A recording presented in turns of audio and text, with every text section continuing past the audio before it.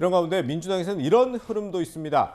대표적인 86세대 정치인 중 한 명이죠. 사선 국회의원 출신의 최재성 전 대통령 정무수석이 오늘 오전에 정계 은퇴를 선언했습니다. 얼마 전에는 김용춘 전 장관도 정계 은퇴 선언을 한 바가 있었죠. 이수희 위원장님, 이 민주당에서 지금 86세대들이 줄줄이 정계 은퇴를 하는 상황이거든요.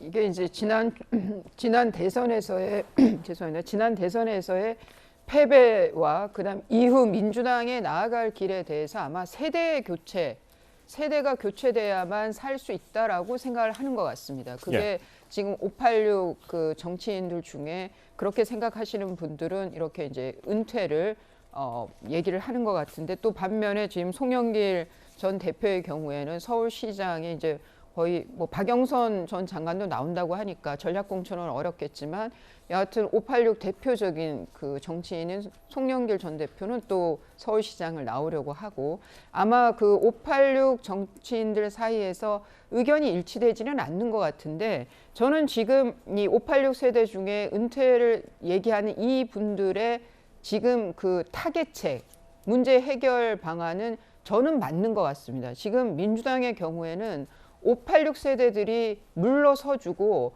새로운 세대 정치인들이 등장해야, 그래야 민주당의 미래도 좀 더 생각해 볼 수 있는 거 아닌가. 제가 뭐 다른 당을 이렇게 걱정할 일은 아닌데 좌우의 날개가 잘 날아야, 균형이 잡혀야 그 새가 잘 날듯이, 그런 면에서는 저는 은퇴 선언은 상당히 그 좋게 보이고요, 긍정적으로 보이고, 다만 이것이 국힘에까지도 영향을 미칠 수 있겠느냐라는 것도 또 좀 관전 포인트인 것 같습니다. 그렇군요. 민주당 소식 하나 더 짚어보면요, 김혜훈 부대변인님, 최근에 민주당 의원들이 이제 SNS를 통해서 검언개혁에 찬성한다 이런 입장을 잇따라 밝히고 있다고 하더라고요. 이런 흐름은 또 어떤 현상인 건가요? 그러니까 지금 당내 많은 의원들이 있고 이제 여러 가지 또 세력들이 있다 보니까 여러 가지 이제 분포도 있는데요. 제가 조금 전에 이제 386 그러니까 586 그 용태론 약간만 덧붙이면, 오늘 보니까 그 당내 이제 약간 친문계라고 하는 민주주의 4.0에서 송영길 시장의 서울시장 출마를 반대하는 또 성명서가 나왔습니다. 아, 그래요?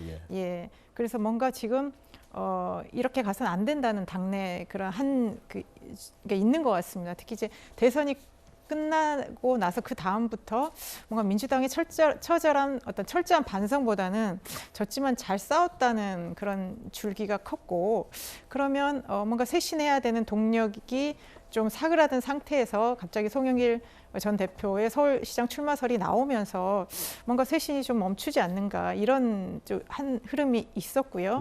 그리고 또 한 반면은, 물론 저는 이것과 오늘 그 검언 개혁에 찬성한다라는 것이 꼭 저는 배치된다고 보지는 않습니다.